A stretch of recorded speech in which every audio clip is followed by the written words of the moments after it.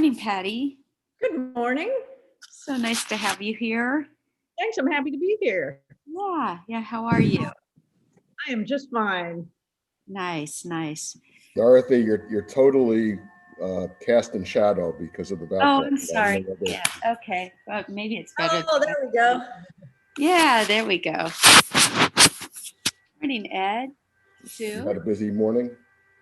A little bit. I mean, as much as you can on quarantine, mostly texting. Yeah. That's good. Is everybody more or less in the same place out there? You're more or less around Monterey? Oh, the kids and I are at Hidden Valley. Peter's at Hidden Valley in his office. I think most everyone else will be home. It's different. All of our other master classes, everyone's been at home because they have their own instruments. But obviously with percussion, it's a whole different scene. So this has presented some interesting challenges. Yeah. From a technical standpoint.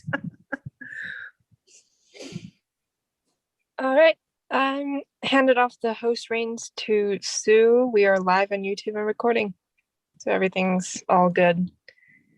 All you have to do is quit at the end. Hi, Dorothy. All right, see you guys later. All right. Have a good class. I will be watching it later. Okay, thank you. Very good. Take care. Bye.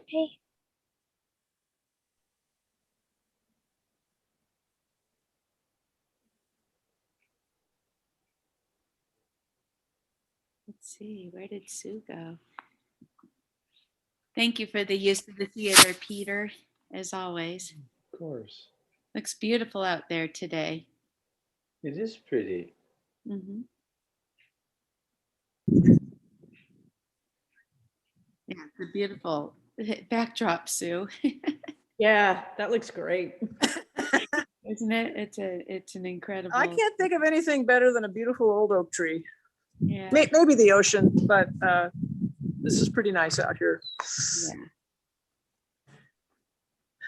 Oaks are such the essence of California. Very nice.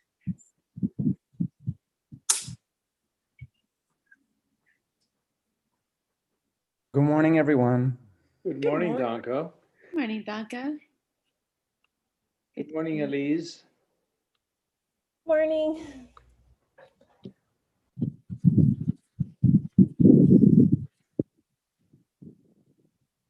Up a little of your breeze, Sue.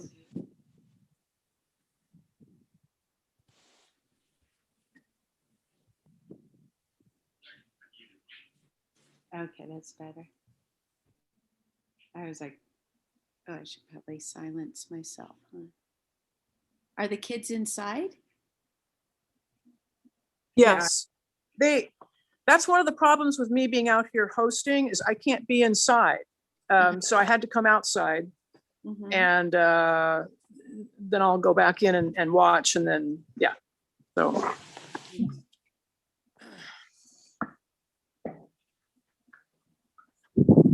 Okay, I think we're going to go ahead and get started. So let's begin with our official salutations. Good morning. I'm Suzanne Mudge with Youth Music Monterey. I'm the executive director, and we're out here today at Hidden Valley for our percussion masterclass with Patti Niemi. I'd like to extend a warm welcome and thank you to all of you for attending. With us today are some of our staff: Elise Rabideau, South County Strings Director; Donko Driscoll, our music director; and our board members: Peter Meckel, Dorothy Micheletti, president of the board; Ed Gavrin, and I believe Joanne and Russ Hatch are here. Yep. And to that end, we'd like to also say a very, very special thank you to Joanne and Russ Hatch for sponsoring our series, Fresh Perspectives. This is the final session of Fresh Perspectives this year. And it's been a wonderful success. We hope to continue it in the following seasons in some capacity.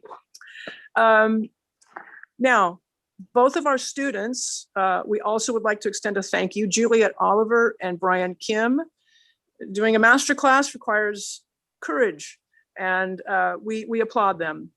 To our guest, Patti Niemi, she's a graduate of the Juilliard School, and she joined the New World Symphony in 1988, and in 1992, she won the percussion chair with the San Francisco Opera Orchestra. She's also a writer and has written a memoir entitled Sticking It Out, From Juilliard to the Orchestra Pit. So here's a very, very warm welcome to Patti Niemi, our teacher for today.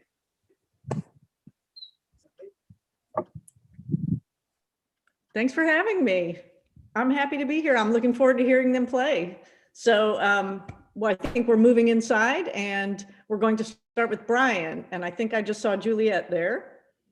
And there's Brian. So just a heads up to people listening who haven't heard percussion masterclasses before. Sometimes it's a little odd because you're going to hear a lot of rest amidst the music. So Brian, can you tell me what you would like to start with? I want to start with the Overture Drive Flatterhouse. Okay, I'm going to have you just come forward to talk for a minute because I missed a little of what you're saying there. I think I'll play Overture D Fledermaus, I think. Overture to Fledermaus. And tell me what you usually play in the orchestra. So for juniors, I usually play timpani for most. Okay. Yeah. Okay, let me pull up the music and then I'm just going to tell you to go ahead. Is there any particular spot you want to work on? I'm not sure with any particular spot yet. I don't know. Okay. Why don't you just go ahead and then if you just want to skip through some of the larger rests, skip to the next spot, we'll do that, okay? Okay.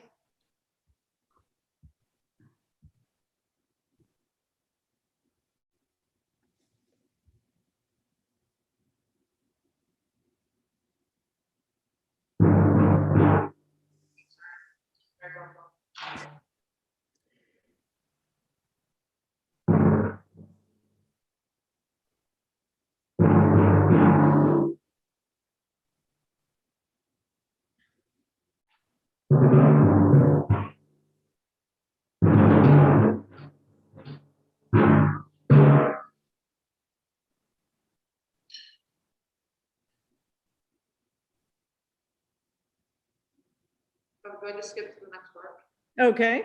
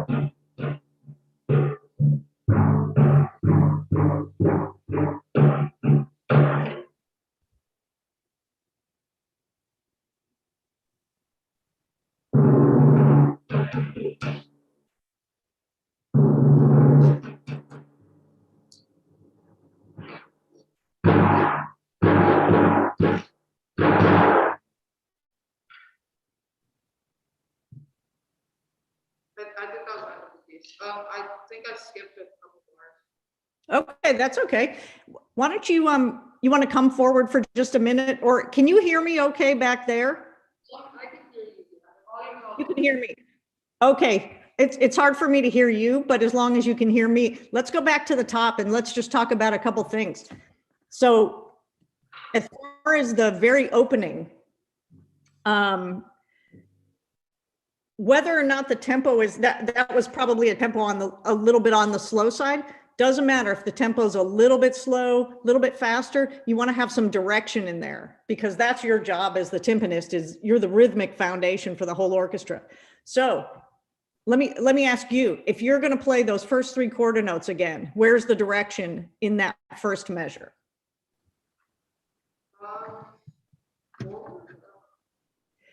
Yeah, like think about you probably can sing it. Okay, you'll have to suffer my very bad singing, but bum bum bum ba da da da da da da da bum bum. It's going to the last quarter note, right? So you have to convey that. You only have 2 pitches there. So everything you do has to have some direction, whether it's coming away, whether it's going to. It's always going to be one of those 2 things, essentially. So the first measure, you have a lot to convey. That's your job. Bum bum bum ba da da da da da da da bum bum. And then what happens at the end of that? Da da da bum bum. You're still moving forward with that. So let's play it again. Just give me the opening that you did before and give me some direction.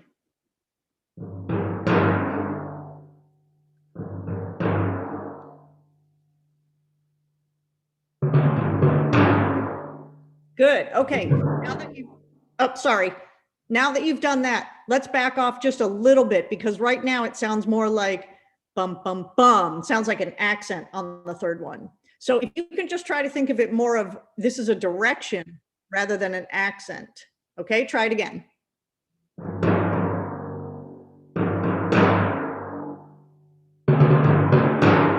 Nice. That's already better. That's already better. That sounds great. I think in context, and you'll know this when you hear it, with the orchestra, you might take it back a little bit. It might be a little heavy right there, but that's something you wouldn't know playing by yourself. You're going to have to judge that in the moment. Before, when you did it before, did you have the G on the bottom drum? Yeah. Yeah, okay. What do you think about the difference? Tell me what you think. It's easier to reach this way. Easier physically, right? You know, I actually think the G on that sounds, it's the 29. It sounds a lot better actually. And it may be just the drum, but I like it better that way. So that was good. Just do it one more time and keep going this time.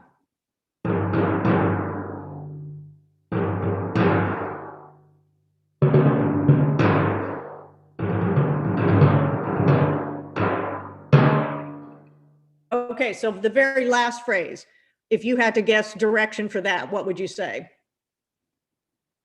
I'm not sure. Sorry, don't be afraid to yell. It's a little hard to hear. I'm not particularly sure. Okay, here's an idea. And there aren't really wrong answers to this. It's just we're going with the idea that there's always some direction. So if you're playing a piece of music, you have to be convinced about the direction because that's how you convince the listener. So it doesn't mean there's a right or a wrong answer. There's just an answer. So let's say for me, I would call it, you're going all the way to the last note in this one. And does that mean the last note's an accent? Not necessarily. It's just direction towards it. So da-ga-da-dun, da-ga-da-dun, da-ga-da-dum, bum, bum. That's the end of it for me. Try it again and see what happens if you exaggerate what I just said. Exaggerate it so much that I'll tell you it's too much.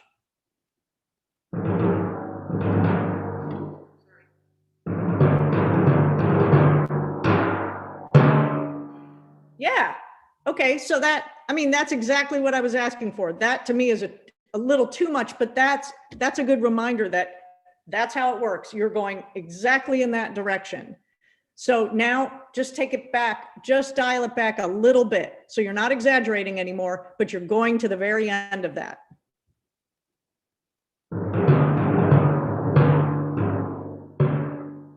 Good. So that's sort of a good rule for the rest of the whole overture is just be convinced about the direction and because you're convinced, it will come across to the listener. Let's go on to the bell. Can you play the bell lick again?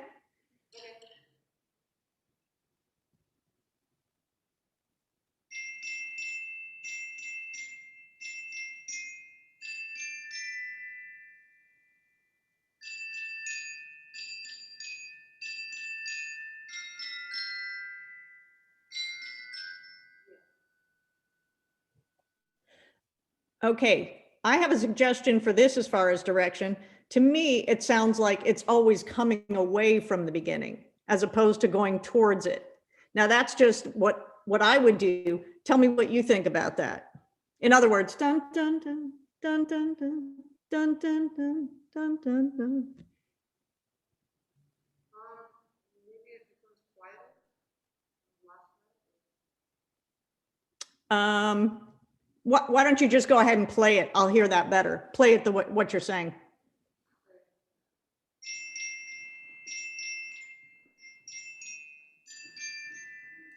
That sounds much better to me. I like that a lot. And again, there's no right answer, just conviction on your part. Okay, so after that, what is next? Is there another timpani spot you want to play through? I think 53.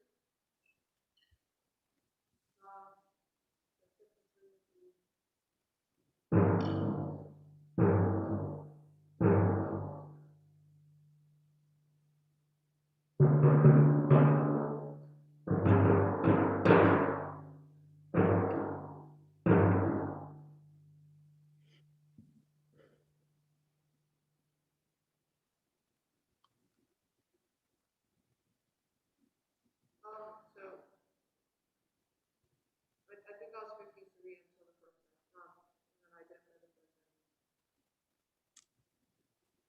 Sorry, it's just really hard to hear. So let me just throw out another idea I had just about sound. You can still hear me okay, correct? Yes. Okay, let's just talk about sound for a minute. So physically looking at you straight on, there looks to be a lot of energy going into the drums right now. Let's talk about just trying to pull a little more sound out of them. So physically what I see is a lot of energy headed in. So everything from the top of your shoulders down to the through the elbow and down through your wrist and hand is headed a little bit too much towards the drum right now. Just do this for me. Play just in 4/4, play some quarter notes, top drum, bottom drum, pitches don't matter. Just play like 2 measures on the higher drum in 4/4 quarter notes, and then switch to the bottom. Just keep going back and forth.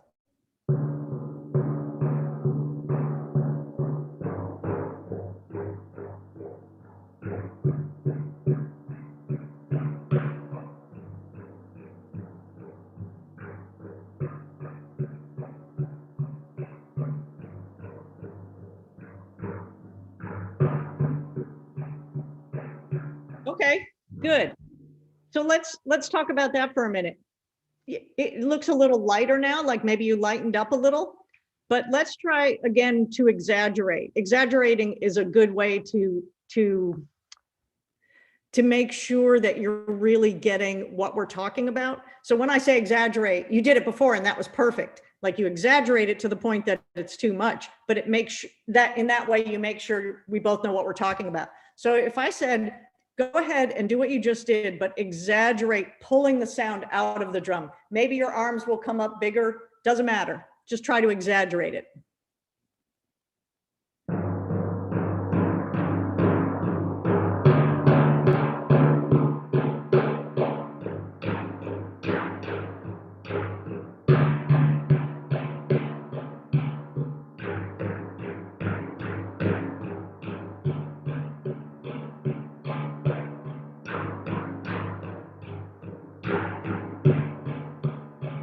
Good, good. Okay. Keep going. We're going to do it again. Just watch your right hand. Your right hand tends to head towards the middle a little more than your left one. Keep them both coming straight back towards you, right up towards you. Exaggerate even more.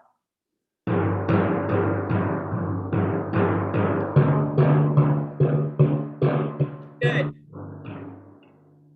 No, that was good. Keep going and now do it again and play with the dynamics. So 2 measures forte, 2 measures pianissimo.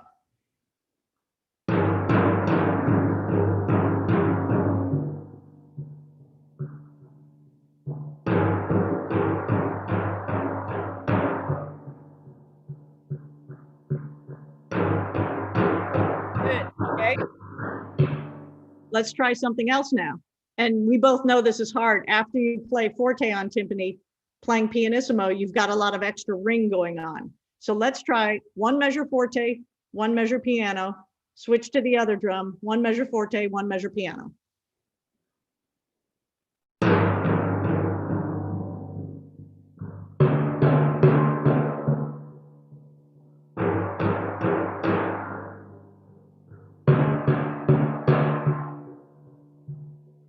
Good. Okay, so how does it sound to you as far as we were talking about pulling more sound out of the drum? Does that sound different to you? Yeah, it sounds a lot more clear than I was playing. Didn't hear it, sorry. The sound sounded a little bit more clear than when I first originally played it. Okay, good, good. So I would encourage you, that's one more thing you can play with is if you feel like all the energy is going in, it's going to sound a little more harsh. I mean, timpani have this big, beautiful sound. That's why they're so much fun to play, but you have to get the sound out of them. They're not really a harsh instrument. They're just meant to be an articulate instrument. So anything you can do to pull the sound out. So is there another timpani part you want to run through before we can move on to snare drum too, but is there something else on timpani? No. Like the other timpani part for the other song is pretty easy. I don't know. I have like a bell part. Another bell part. Okay, let's do that. So it's not in this piece. I think it's a different piece. So it's intermezzo from Carmen. From Carmen? Yeah. Okay. You could put the music stand in front of the bells if you want. Yeah, that's probably a little easier.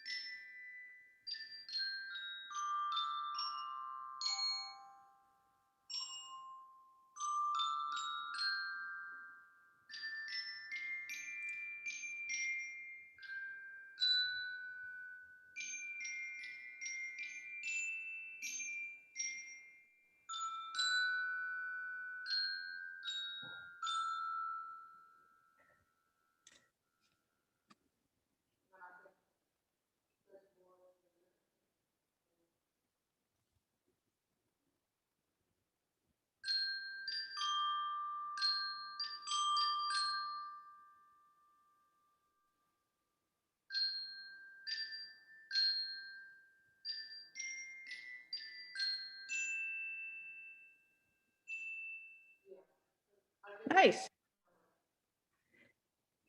Why don't you come around to the mic, bring the music, and come closer to the camera so we can talk for a minute?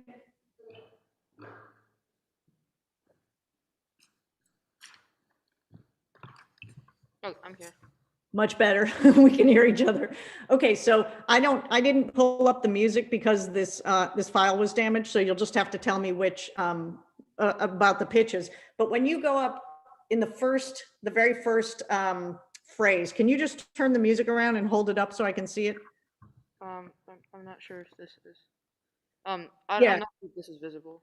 Nope, that's perfect. So when in the second phrase you're starting on an A, yeah, you can put it down now. I think you started with your left hand. No, you started with the right. It must have been a right. Da, da, da, da, da, da, or the left.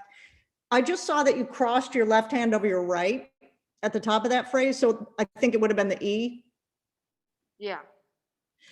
Let's try it. So switch hands at the start of that phrase so that when you're headed up there, you end up with a right hand on the E. Because to me that it was very beautiful the way you played it. And that one note is a little broken. It breaks up the line a little bit because you have to cross your hand over like that. Uh-huh. So while you're here, let's talk about direction. So you're just going to switch on the A, start with a different hand, right? Yeah. Okay, so that'll switch, that'll take care of that. Now, let's talk about direction in this. Tell me how long that first phrase is. Hold up the music and show me. So, bum, bum, bum, bum, bum, bum, bum, bum. Can't sing it. Tell me where you think it ends there. So the first phrase, Yeah. I think it ends at the end of 16, and then it starts again at 17. So which is like right here, ends right there. Okay. Okay. Again, no wrong answer, no right answer there. You just need to be convinced yourself about where you're headed with that first phrase. Okay. So again, let's exaggerate. Go back, play it all again, and exaggerate it in a way that sounds not quite musical to you, but we're just trying to get to the point of making a phrase. Okay.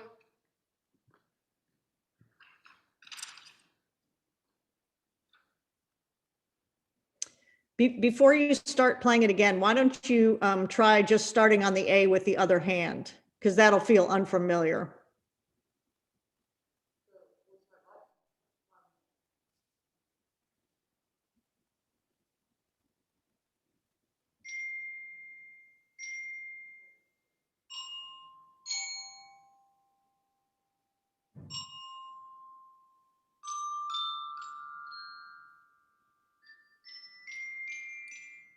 That's what we were trying to avoid. So whatever made your left hand cross, start with the other hand. Start with the right hand on the A.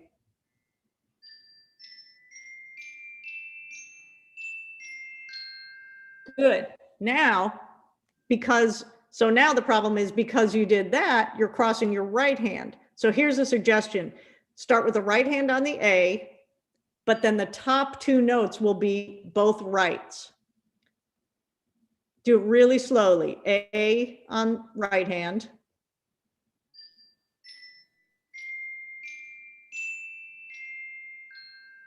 You could do that, or you could do two rights. Two rights and a left there.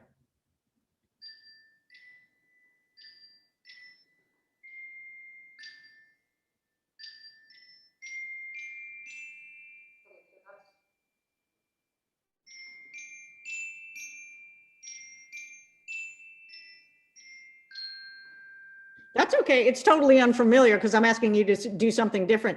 Let me put out this as a suggestion. Why don't you stick to the way you were doing it before? But when you're alone practicing next time, why don't you play around with those stickings a little bit? Either start with a different hand, have two rights at the top, or right, left, left, because the point is just to keep it as smooth as possible, physically as smooth as possible, which will be reflected in the music. So for now, let's go back to the idea of exaggerating the phrasing and just keep the sticking you were using.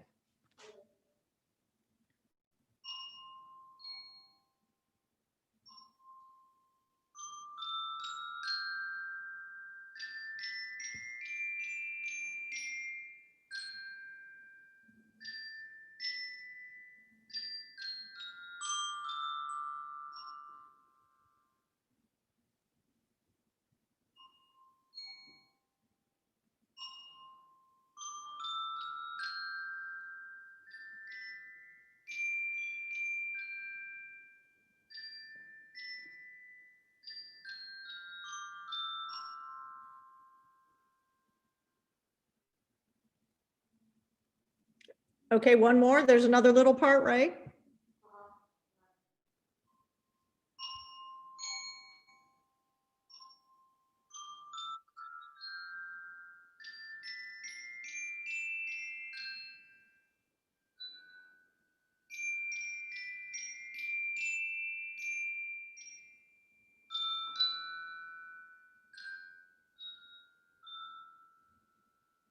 Nice. Beautiful. Okay. Now tell me, did you feel like you were exaggerating there?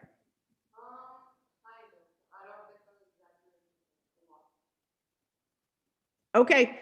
It's just a tool to use. It's something you can play around when you're practicing. And it's something I like to do too. Just exaggerate what you're trying to change to the point where it's really obvious to you. And then you can sort of dial it back.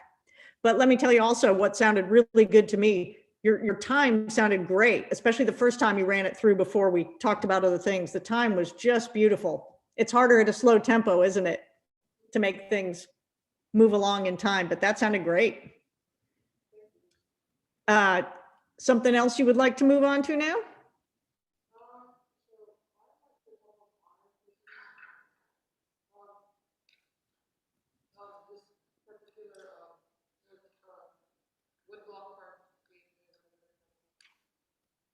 Think you said woodblock part. Yeah. Okay.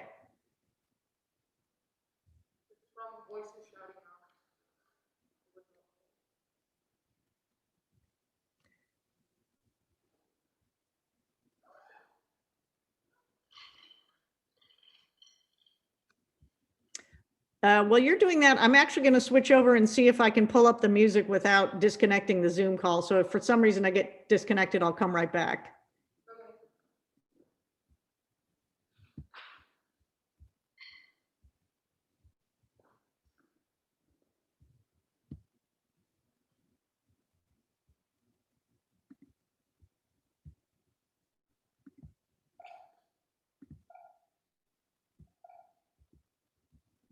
No, okay. Getting there. And so we're talking about rodeo? We're talking about playing something from the Copeland? No, it's from Voices Shouting Out by, I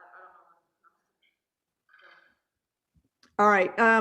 Actually, just come around to the computer so you can tell me what you just said. I'm just having trouble hearing it from there. Okay, so I wanted to go over the Woodblock Park from Voices Shouting Out. Voices shouting out. Okay, let me get that.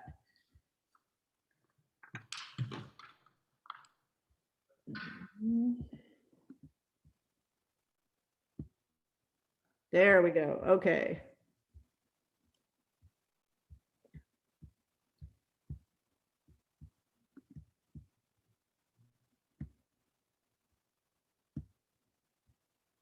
Oh, that's one of the ones that I can't get for some reason.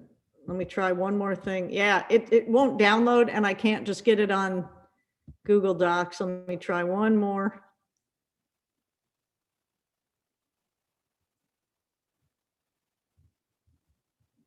No. Sorry. Why don't you one more time just bring it up to me? Let me see the music.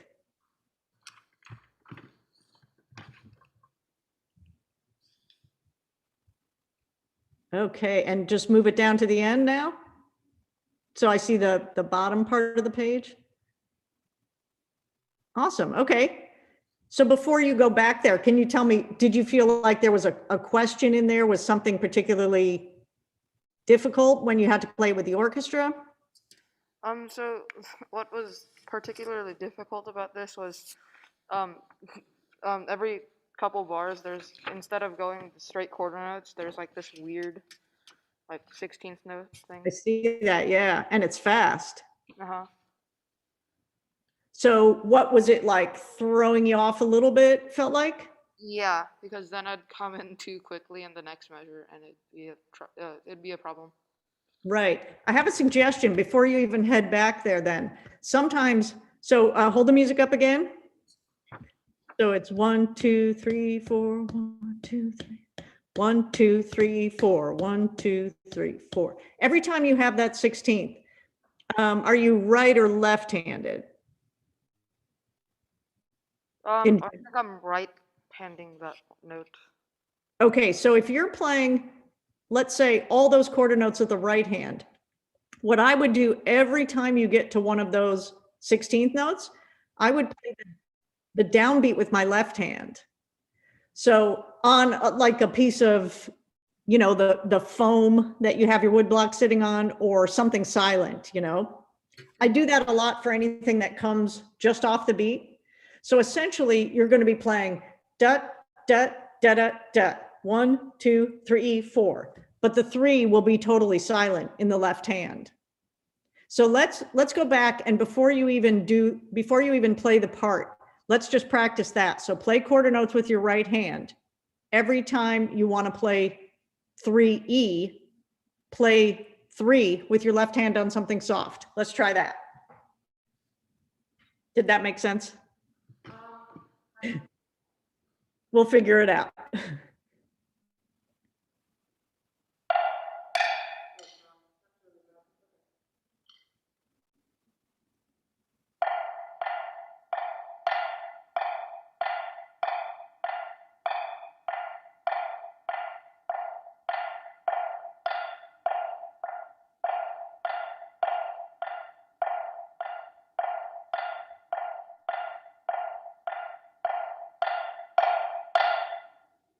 Okay, good. Let's try, instead of, actually, do you have any like hard rubber xylophone mallets on you?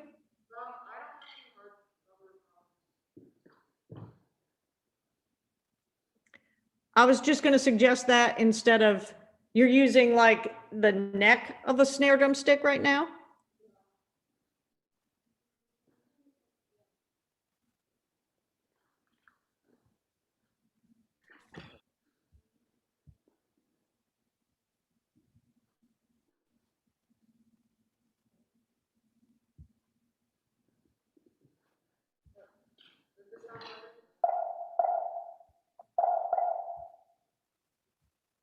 That is good. I like that. Hold them up for a second. Let me see.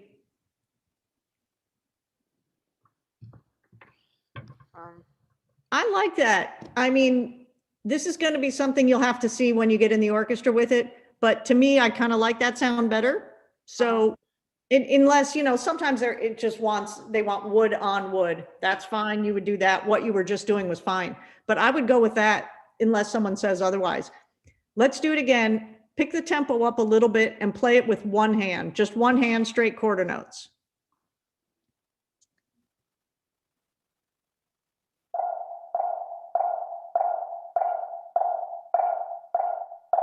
Okay, a little bit faster.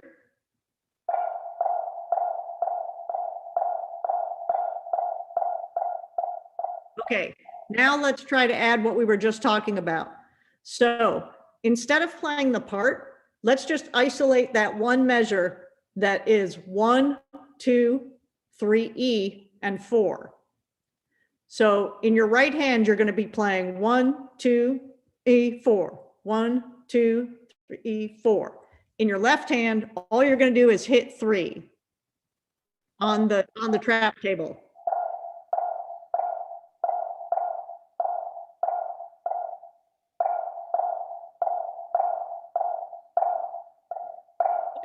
Let me see, watch me for 1 second. I'm going to try to recreate it here. Let's see. So if I'm asking you to play just right hand, 1, 2, 3, 4. What I want you to do is play 3 with your left hand. So the rhythm is basically this. 1, 2. Does that make sense? So 1, 2, 3, 4. 1, 2, 3, 4. Because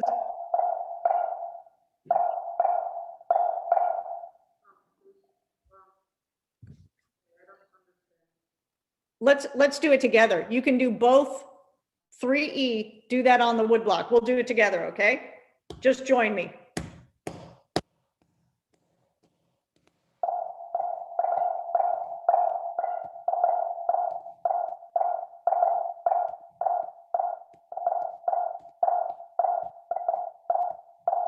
Awesome. That's pretty impressive that we can do that together so far apart. So now just do that on your own for a bit.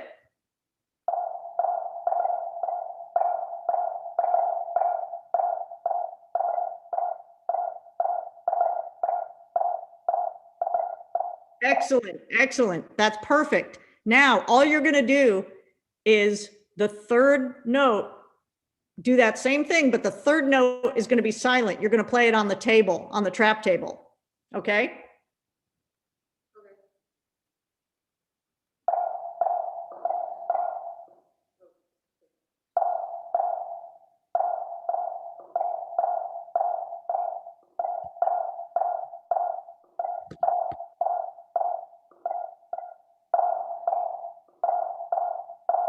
That is perfect. That's perfect.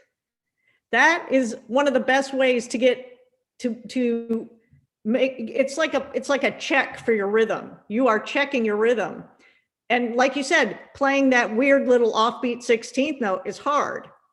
So a lot of times when I have I'm thinking of an opera that I can't think of the opera that it was, but I had a long section of offbeat 16th notes. So the rest of the orchestra is playing on the beat all the time, and I'm playing offbeat, just like you're talking about. I was doing exactly what I asked you to do, which is play my left hand on the beat on something soft, so no one can hear it, but it keeps my right hand in time. It keeps the offbeat in time. That was absolutely perfect. So let's do it again. Now play the part that you're supposed to play and just do that.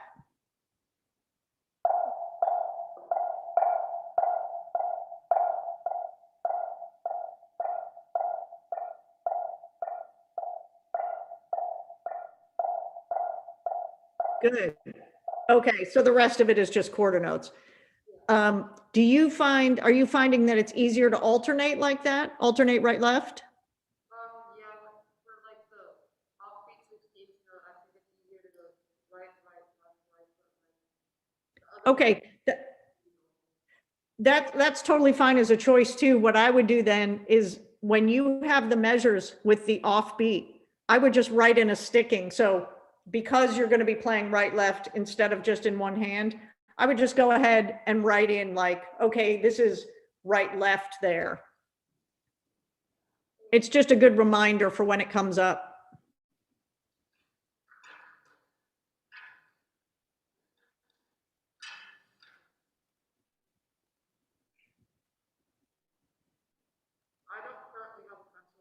Oh, that's okay. That's okay. You'll just remember it.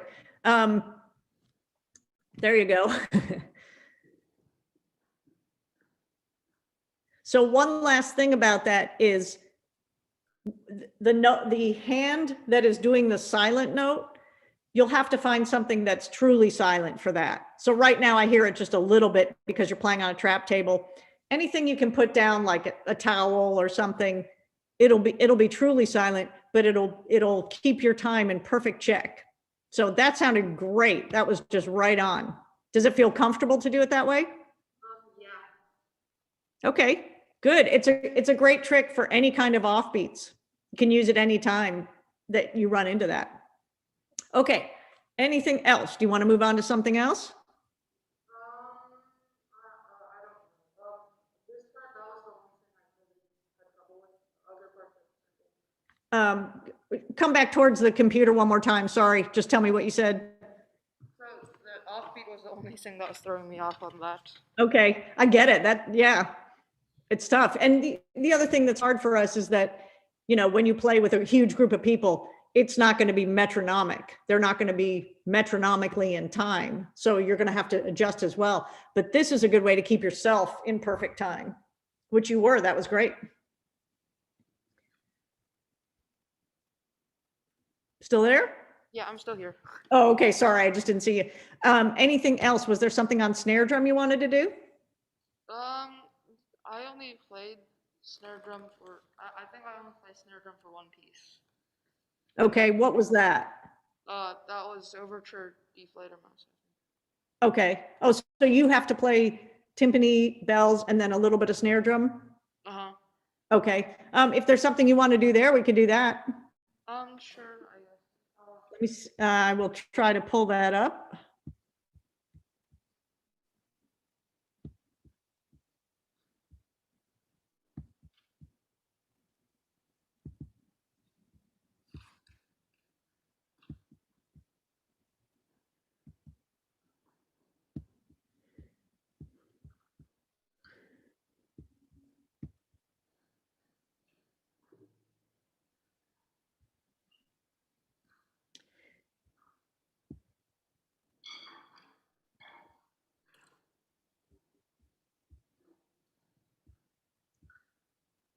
Oh, I see. Okay.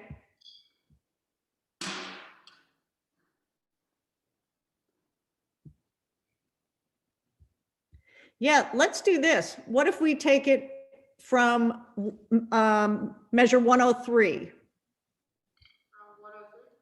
Yeah.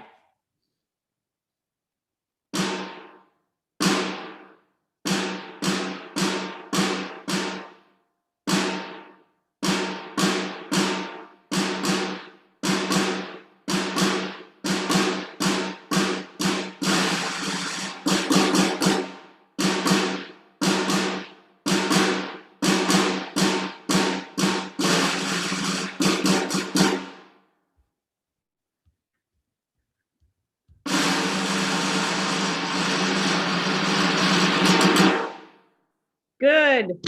That was great. This is a really fun part. I don't know why, but I just love playing this part. I do know why. It's because of the roll at the end. Anyway, so two things. Your time is great. It was right on when you got to the Pew Vivo. You're not making the personal decision how fast you go there, but your job is to keep a steady time, and it was great. Right on. I suspect it would probably be a little bit faster, but again, that's not your decision. You're just following. It's a little bit hard to tell volume in this room. I would guess that if it were up to me, I would say probably just a little bit less until you get to the final roll. And that's why I like this so much, is that last roll is almost like a solo for snare drum. And it sounded really good, by the way. It sounded very full. It's a little hard to hear in here again, but it was a very full roll. And I think you want that because everybody else is just playing quarter notes there. You're the only one filling up that space. So if it were me, I would say a little bit less from 103 to the final roll, but then at the roll, let loose and give us more volume. Okay. And make sure the da-ga-da at the end is right in time. It sounded a little bit slow to me. Let's do it again, starting at 103.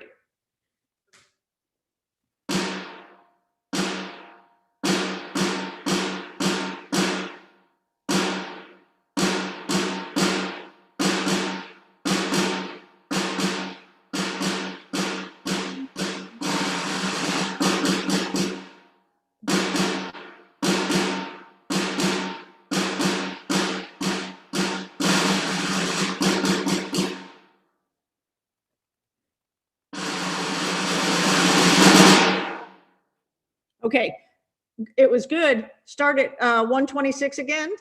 Just one more time.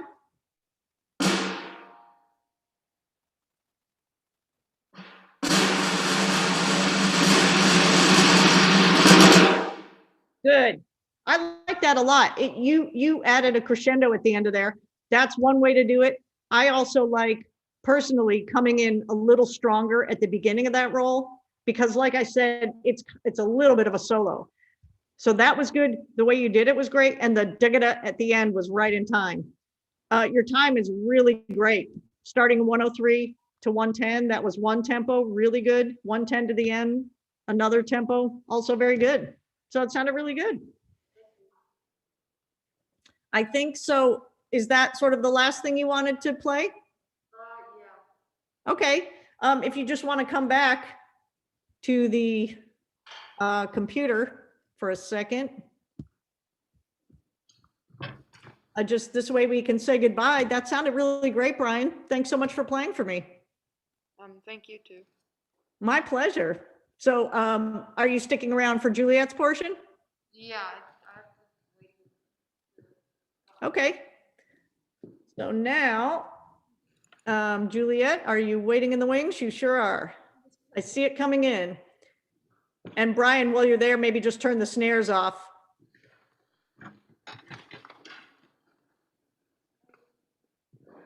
For anybody listening in on the masterclass, snares are one of our, it's something that is very humbling if you forget to turn them off.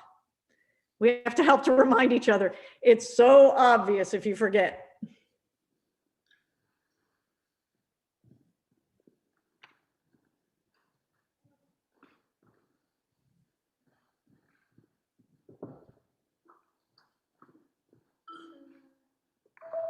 Does that sound all right? Can you hear it? Yeah, why don't you just play a measure or two?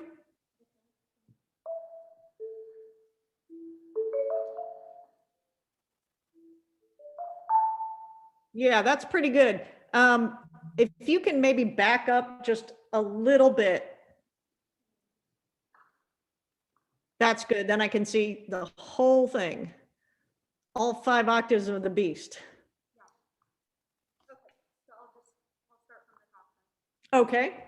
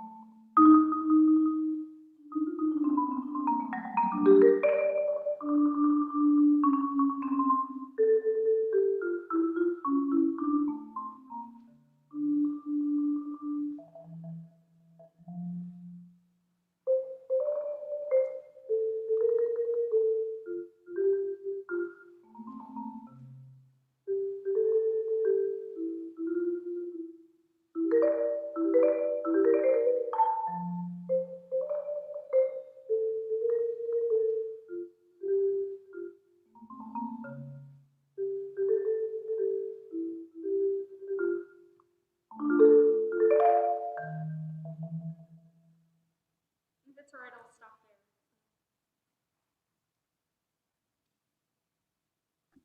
Brava, that sounds wonderful. That's great. It's a lot of fun to play, isn't it? Yeah, it's fun.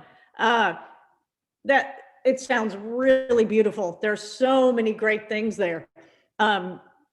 This is what I would suggest. Why don't we, instead of going on to the part where you want to maybe play a little more slowly, why don't we go back to the beginning for now? I'm going to have you start again. And this time, if you're able to hear me, I'll just sort of interrupt and we'll stop and talk about some things. Okay, I'm just gonna pull up the music. Sure. Yeah, me too. Let me pull it up for a minute here.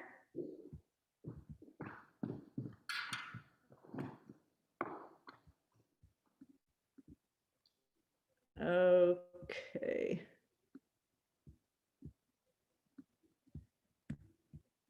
Yeah, just go ahead and then you'll be able to hear me talk and I'll interrupt to talk about things.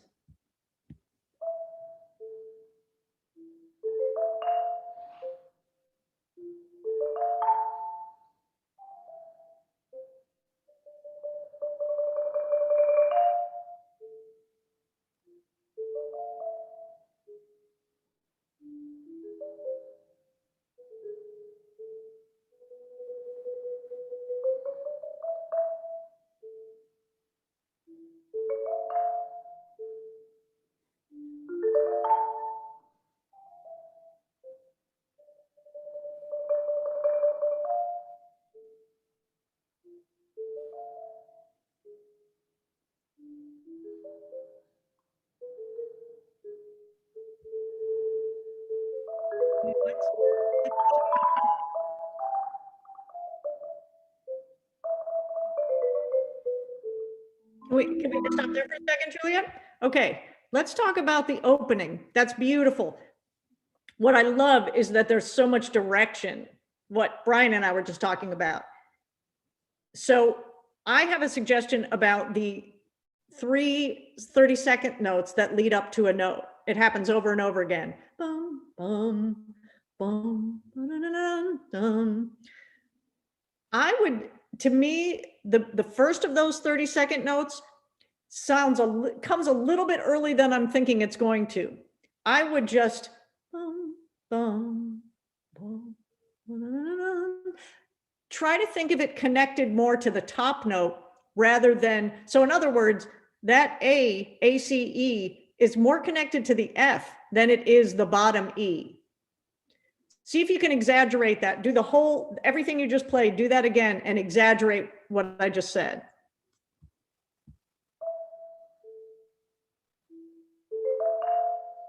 Yes.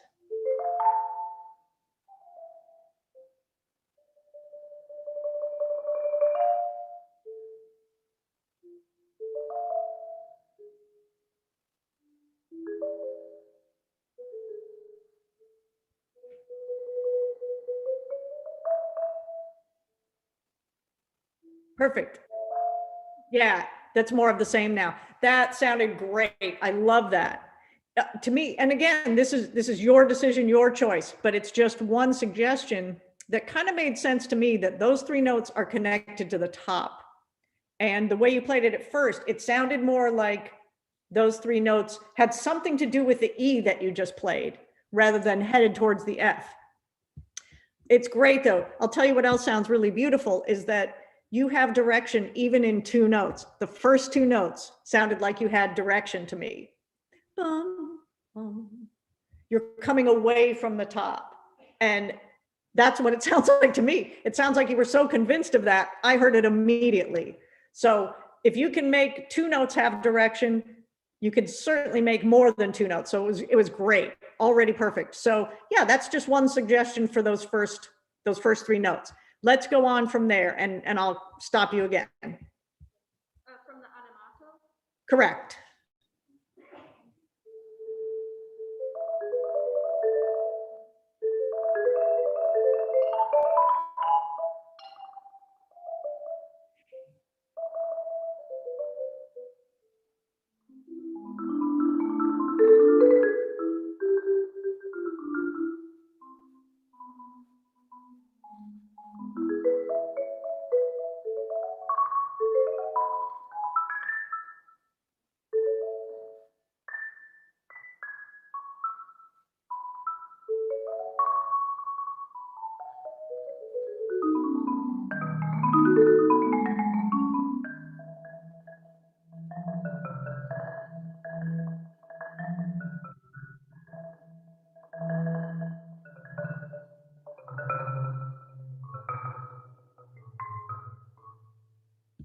Okay, good. I had another suggestion about the beginning of all the repeated notes for the animato. So let's say starting on that A and going all the way to the G sharp in the third measure. For me, it's great. It's right in time. It's beautiful. I would start, let's play around with this. See if you can start it just a tiny bit slower. You're playing it perfectly in time. That sounds great. This is just another way to think about it. If you started it a little bit slower, speed up pretty quickly to the correct tempo, it's almost like you're drawing the audience in. Everything, there's so much of that in this piece. You're trying to draw the audience in. How can you do that? Direction, dynamics, little accelerations like this, accelerandos. So try that, and you can exaggerate it too.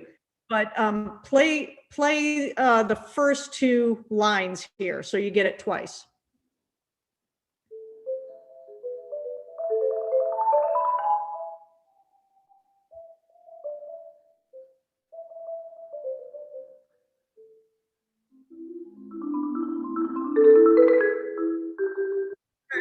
Good. I like that a lot. It's just a suggestion and you'll play around with it. But to me, that's a great way to draw the audience in. It's almost like you're telegraphing to them, here's something coming, and you're giving us a moment to catch up to you. You already know this takes off. This is fast. You're letting the audience catch up to what you're about to do. So I had one more thought in here.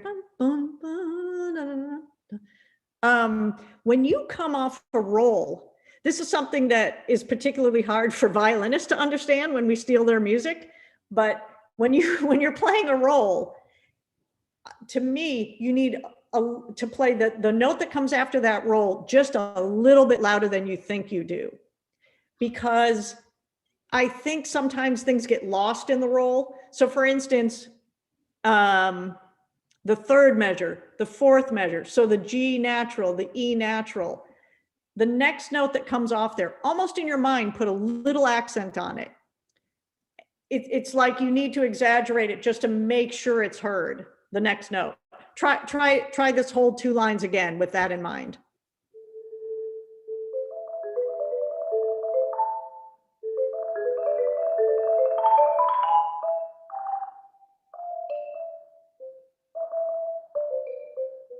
Good, good. Yeah, that's what I meant. It's either a tiny little bit of an accent, and I hate to even use the word accent there because it's not an accent. You're just articulating that that's not part of the role.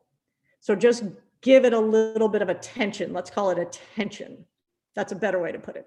Now that was beautiful, and I love the just gentle accelerando like that. I think that sounds great. Okay, why don't we go to the allegro? Let's go there.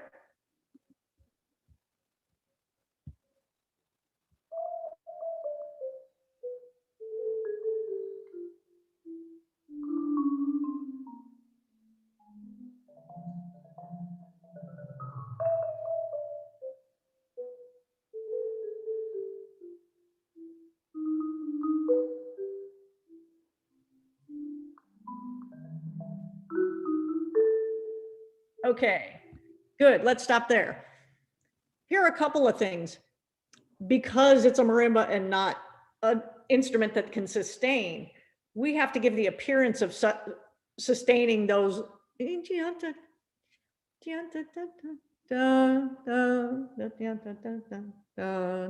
how do we do that on a marimba? A couple of ways.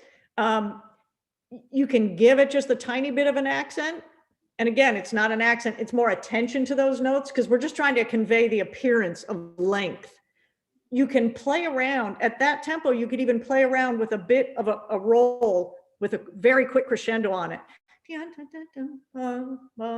You could play around with that.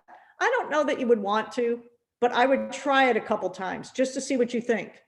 Try it right now. Just see how it goes.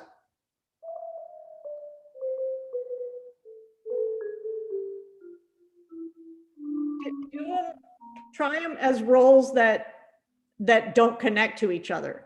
So almost like your roll is going to be like 4 notes long or something.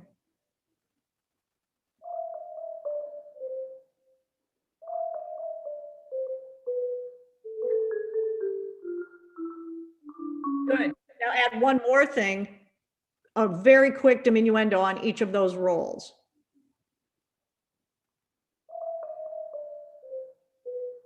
Yeah. That sounds great. You may not end up doing that, but it's something to get you into the mindset of that's what they need to sound like. You're trying to recreate a held string note.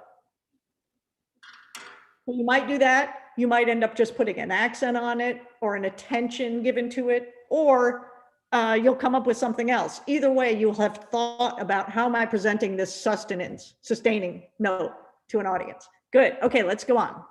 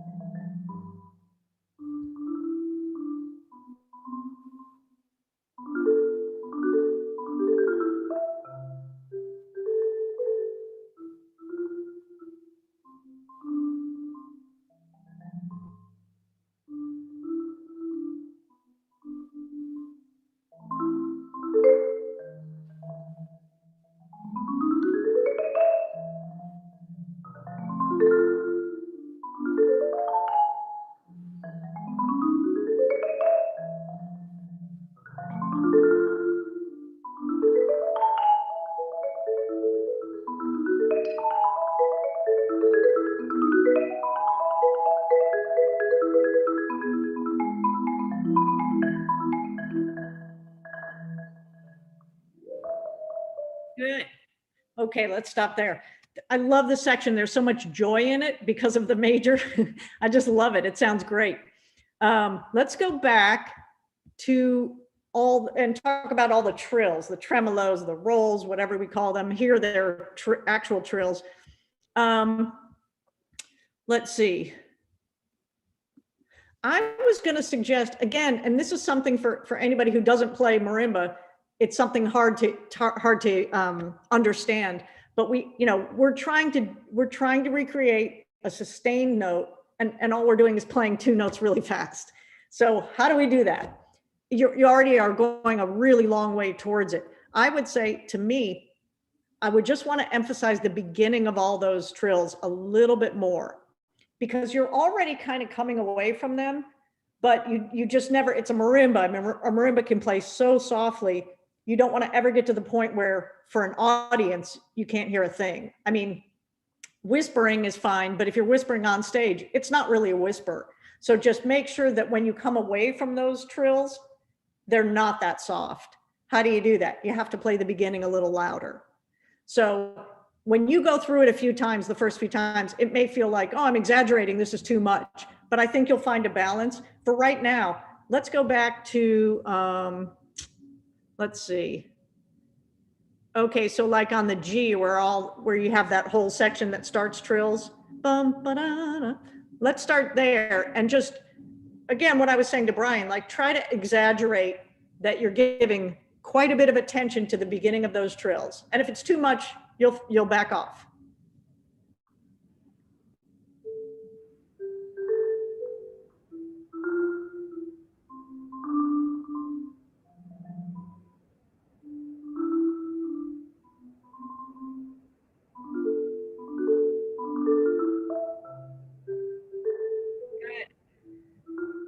That sounds great to me. Did it feel like you're exaggerating a lot? Did? Because it's interesting, it doesn't come across that way. And maybe just because it's new, you hadn't done it, or you hadn't been thinking of it that way. But to me, it sounds great. It just sets it off just a little bit. And let's talk about one more thing before we move on from there. There's a little bit of a call response in this. So for 3 times, dun, dun, I can't sing very well. Dun, da, da, da, dun, da, da, da, dun, da, da, da. Here's the response. Dun, dun, dun, dun, dun. Can you make that response stick out even more? So try thinking of it that way. Just play those couple of measures and just make the response very proud.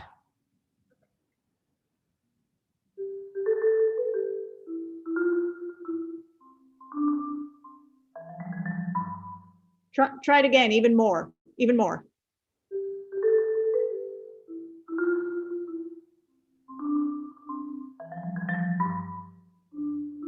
I like that. I like that. There was a little, there's some sort of pride. There's a different character there.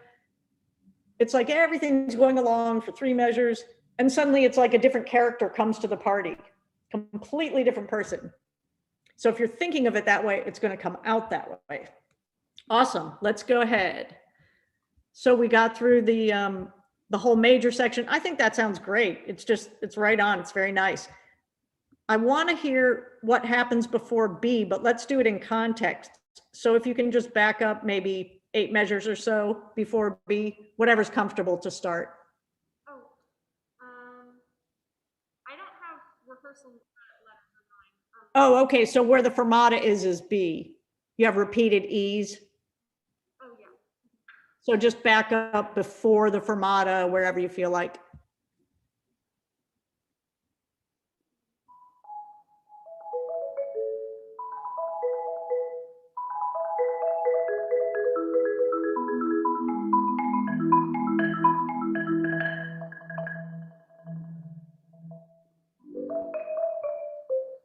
Let's talk about that for a minute.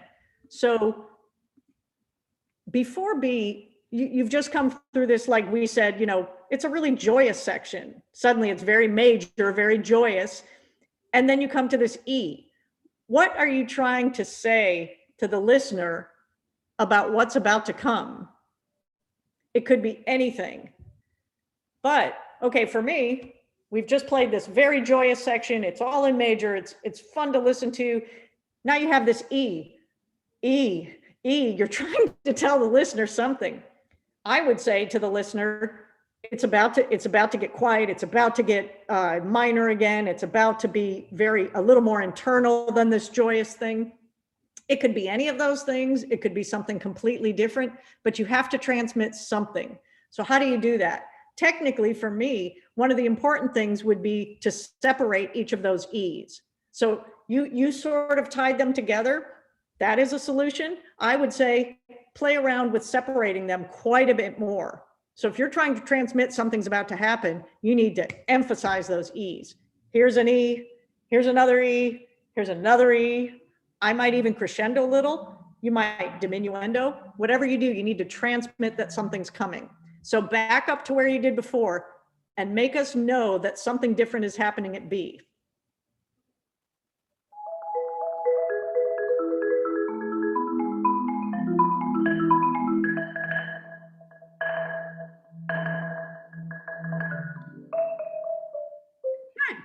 Good. That'll be something to play around with on your own. It can be, there's no right or wrong answer again there.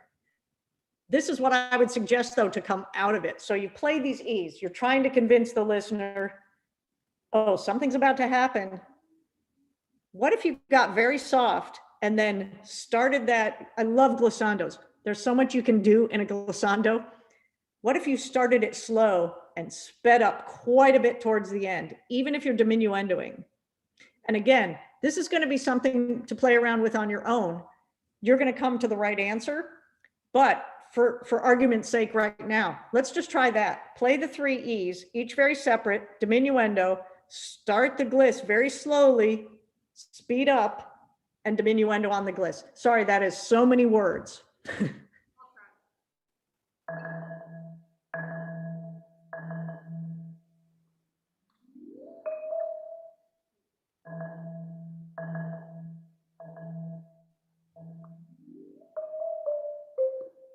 Okay, let's try it another way. Yeah, let's try it this way. come out of the last E roll with a little bit of a crescendo so that you're starting louder on the roll. You're still starting soft, getting faster. I mean, sorry, starting slowly and getting faster, but you're starting from a bigger volume. Try that.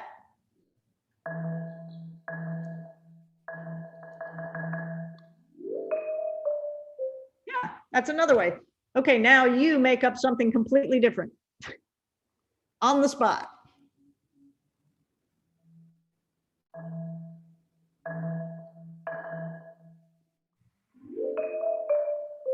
Good, yeah.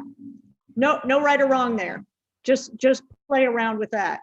And again, I would suggest a little more separation between those E's. You don't want any of those E's to sound the same. So one measure before B, that E, the next note and the next note. They're like three completely different notes, even though they're all just E rolls. Okay, now let's go back to this.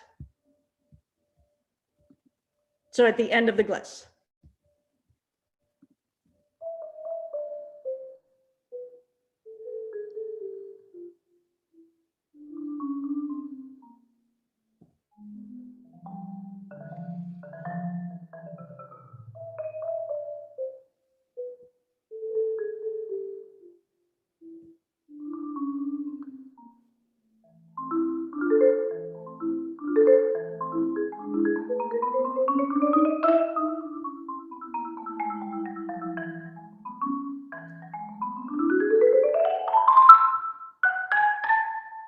Good, awesome. Couple things here. When we were talking about sort of call and response before, to me, it happens again. That to me is a little bit of a response. What does that mean? Well, I would want it to be a little more bold. It's not that it's a dynamic that's louder, it's just a little more forward, let's say. Again, it's like another character comes into the party and he's a different animal. He's totally more forward. You kind of were doing it in the section that actually crescendos. You were doing it there, like big and bold. Here's a totally new character. Try it for that other section as well. So one more time.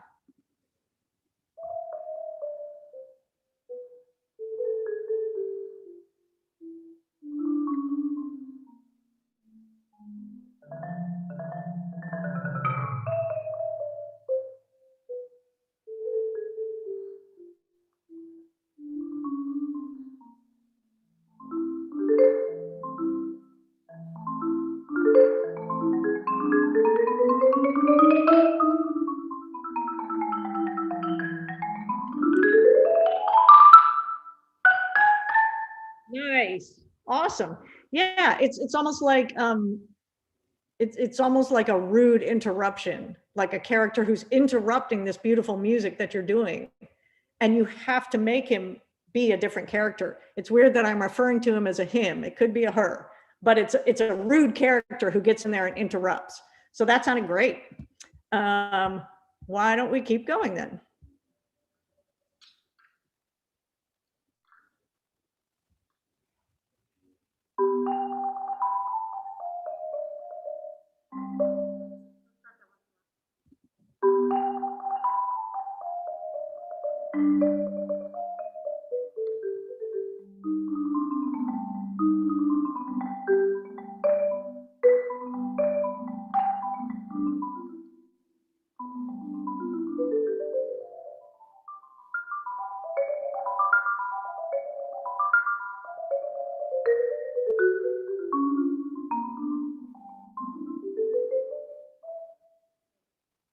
Nice, beautiful.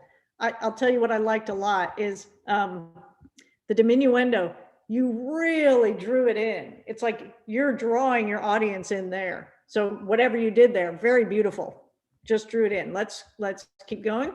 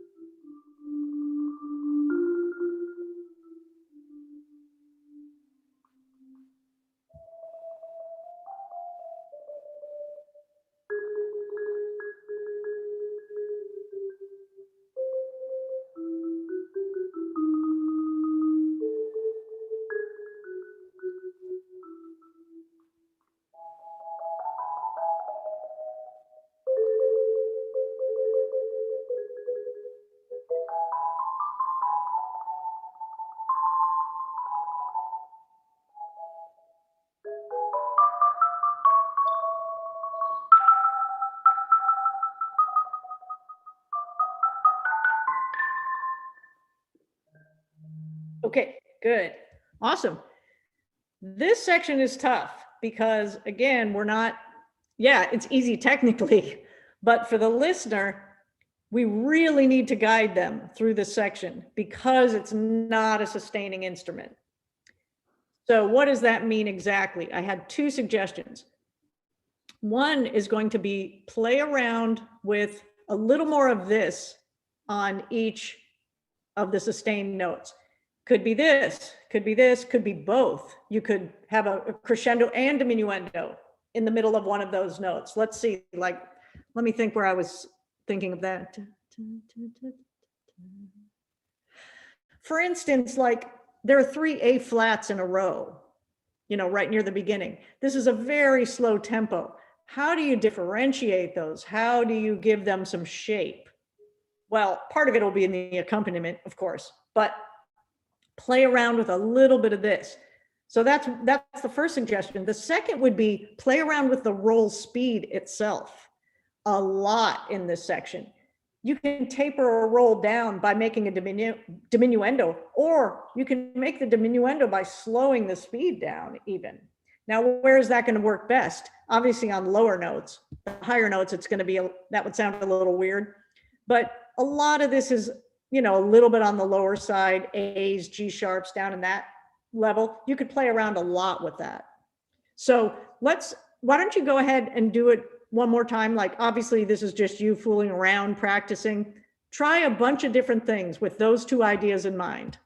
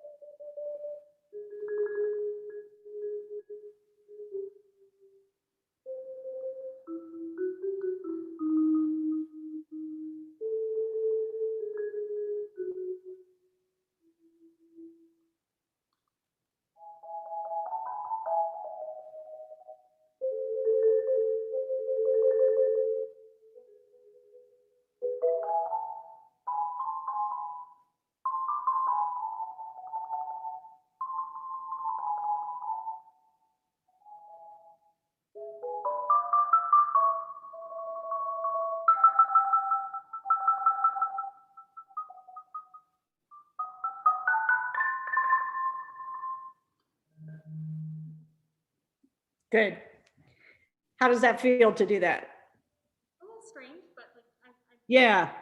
Yeah, that's going to be, and it's funny because it's so easy to work on all the hard stuff because it's so obvious what needs to happen there. But this is just as hard. It's just a different way of practicing it. So I would say just play with that on your own and see what feels right. But try to keep those two ideas. Maybe there's something else you'll come up with too that we haven't talked about, something about direction or, you know, anything.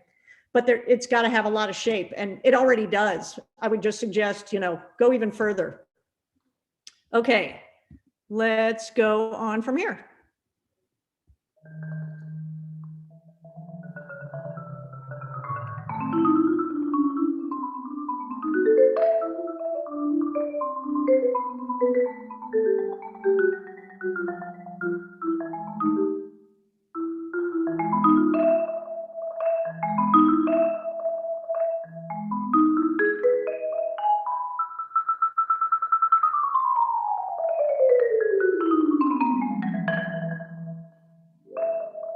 Good, good.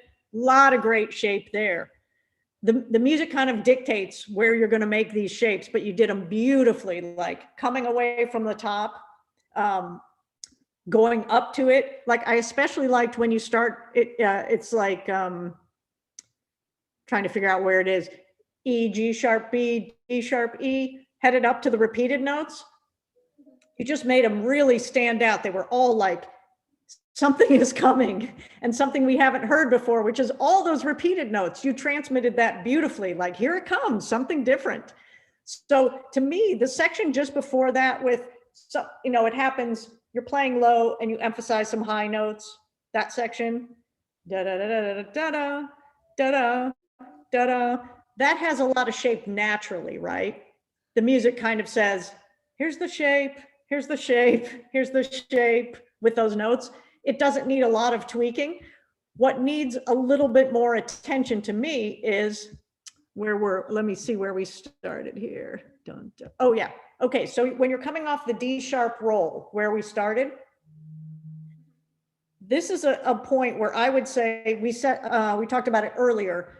If you start just a little bit slower, a little bit of, because first of all, you're coming off a roll. And again, a roll in marimba is a little confusing to the ear because it's not sustained. You need to give a little more attention to the beginning of that first E.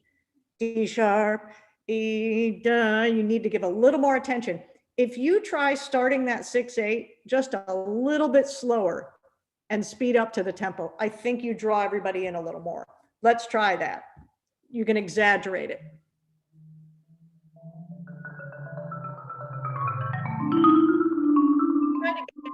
Try it again. I missed the D sharp. Start on the D sharp roll. That's beautiful. That's beautiful. I love that. I think that sounds great. It doesn't even sound, the way it sounds to the listener, at least to me, is not that you're doing this accelerando. It doesn't sound like you're starting slower. It's almost like, I don't know, you're just giving attention to it. So while to you, it may feel like, well, that's really weird. I'm starting slow and speeding up. It doesn't really come across that way. It just sounds like you're drawn in. I love that. Sounds great. Okay. And do you want to start second measure of D or just the pickups there? Sure.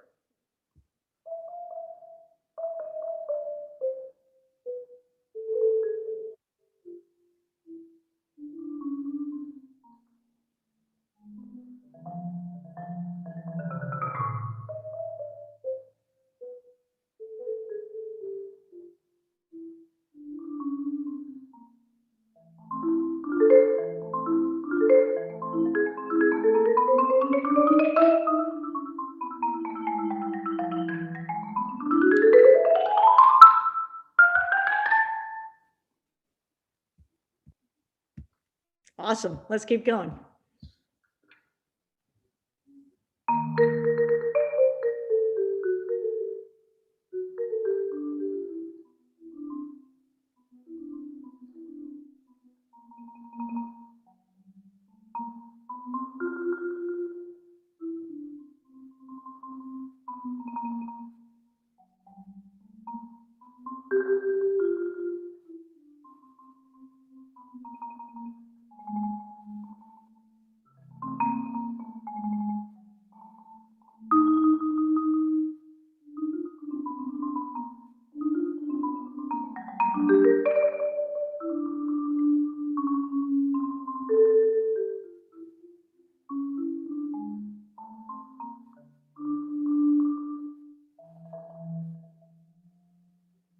Good. Let's stop there. This is a tough section too, I think. It sounds beautiful. The music itself, it's easy to get lost. Obviously that's different. That's less difficult when there's accompaniment because they're doing some of the heavy lifting for you.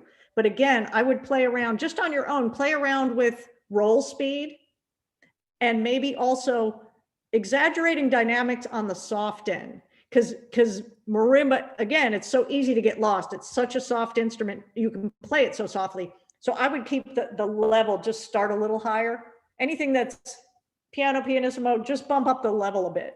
It's already a little lost, even without the accompaniment. So I would just play around with dynamics, a little bit bolder dynamics, and mess around with the roll speeds there as well. Okay, this section, this one is just the same, right? Should we skip to F?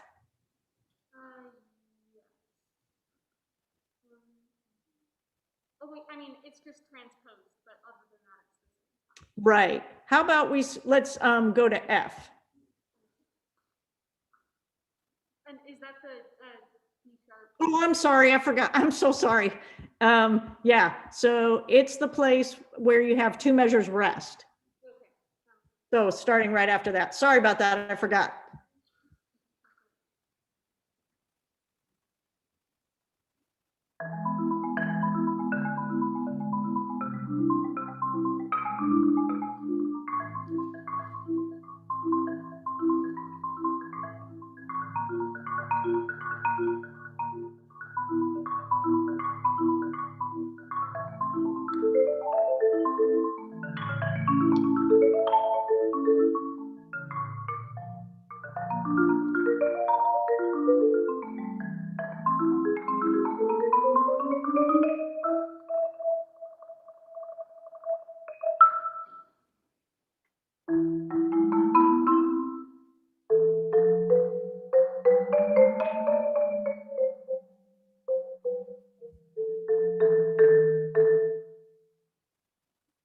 Good. Okay.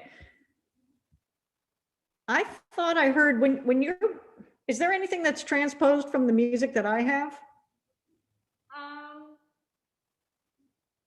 Not that I'm. I'll listen again. It just looks a little different from my music, but I'll listen again more carefully. Let's go back. I'll have you start in the exact same place. So after the 2 measures rest, this time, because for everybody listening, this is all just the same rhythm.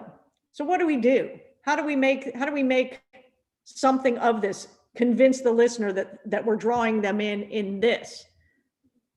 To me, this is all about dynamics. You don't have a lot else to work with. It's gonna plug along at pretty much the same tempo.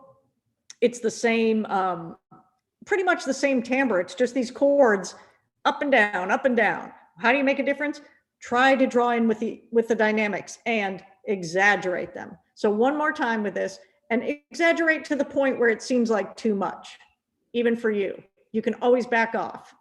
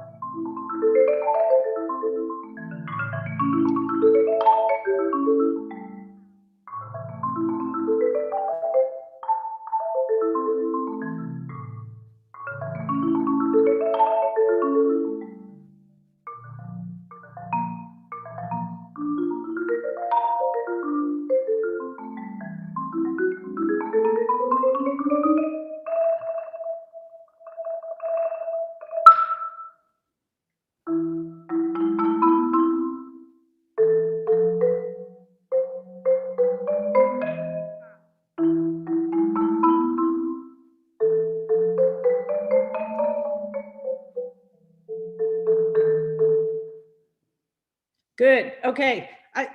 To me, I heard a difference. I thought that was great, especially when you first started out. Big dynamic differences. So great. Yeah, there's not a lot else in that section to really differentiate what's going on. It's up to you to say, this is more important. This is less important. I'm putting this one out there. I'm taking this one back.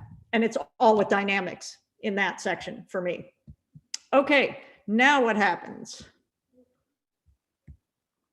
Is this the section you were talking about that maybe you wanted to take the tempo back a little? Well, yeah, that one we just played in this too, like pages 7 and 8 are both of those. I'll take the tempo back a little bit. Okay.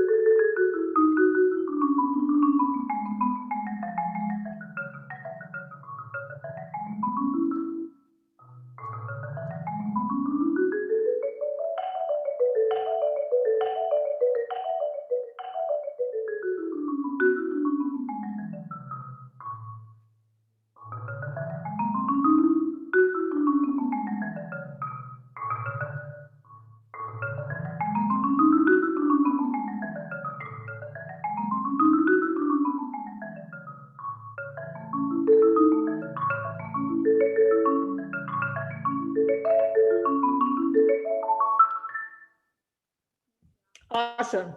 Excellent. Good. So for this last section, so this is just a whirlwind of notes, right? And tons of notes everywhere. What I would suggest for playing around with this section, so you get it up to the perfect tempo, you can whip through it. Technically, it's perfect. You have dynamics. What else do you have to offer? For me, starting at G, what you have to offer the listener is direction. And you have to be completely convinced of the direction to draw the listener in. So there's no right answer to this, but if I were playing it, I would fool around with, okay, so where am I going first? I start off, there's all these repeated notes. Where's the first time I feel like I've arrived? So in your head, where is that? Can you articulate something right now?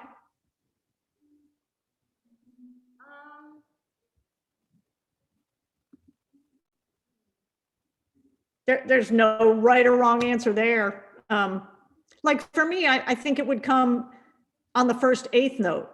You have all these 16th notes for 4 measures, and finally you have an eighth note. It literally makes you pause before you go on to the next one. I would exaggerate that pause. I would also make those I don't mean time-wise. You're not gonna take, you're not gonna have incorrect time there. You're gonna keep going on. So what does that mean to pause? Maybe it means emphasize the next note after you come in. Maybe it means make a diminuendo down to that C sharp, that eighth note. Whatever it is, that's a point of arrival. And again, you can come to a different conclusion. It just has to be throughout that huge thicket of 16th notes, you have to have arrival points. And I really write them in. I go through the music and write them in constantly. Like maybe a big arrow through the first 4 measures to this, or 8 measures, if that makes sense to you. Whatever it is, you can write them in. It's a good reminder. So anyway, I think that's all I had to say about that. Overall, I would say you just sound just beautiful. You obviously did a huge amount of work on there. Are you having fun with it? Yeah. Okay. What about questions? Do you guys have any? Is Brian still there too? He might be outside. Okay, that's okay. I mean, we can switch back to, I see Sue is still there outside. How about you, Juliet? Any questions for me? Well, I mean, not for this piece, but I'm just curious, like, what are you playing right now? So I think what you said, a little hard to hear, but I think you said, what am I playing right now? That's good. That's going to be better. Tell me again. Yeah, like, what are you playing and listening to right now on marimba?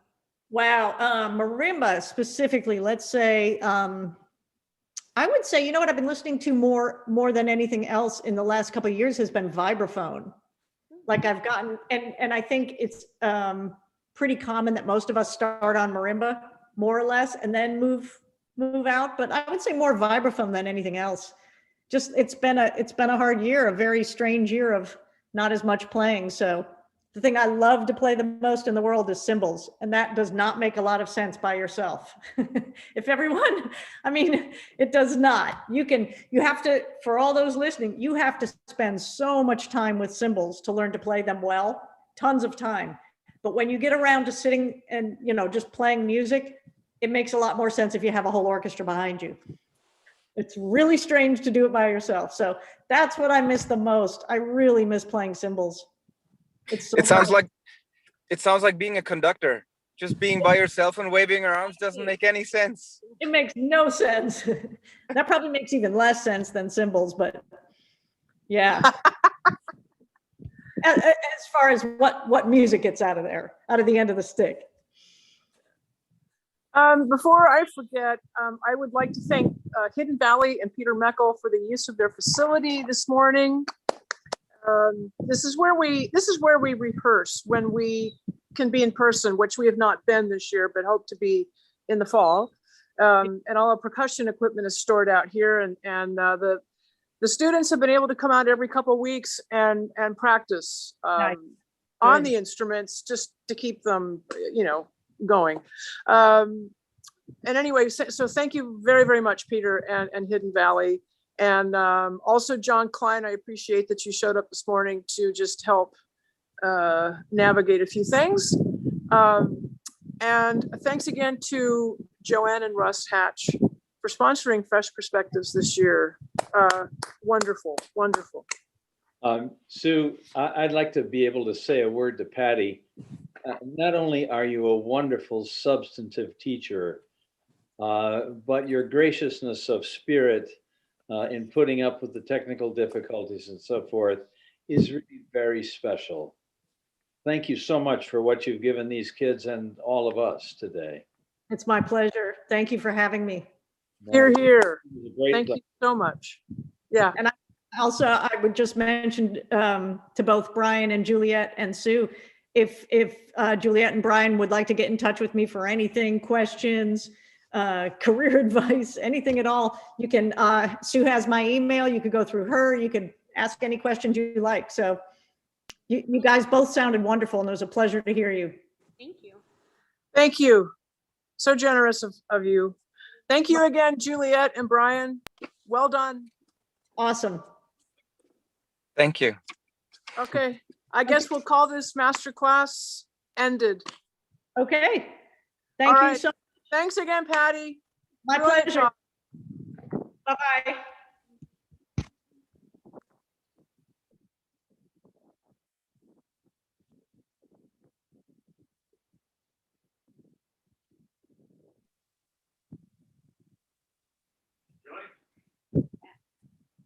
Thank you. Lovely, everyone. Yeah, I'm gonna head back inside to start helping put stuff away. So I'm gonna end, let's see,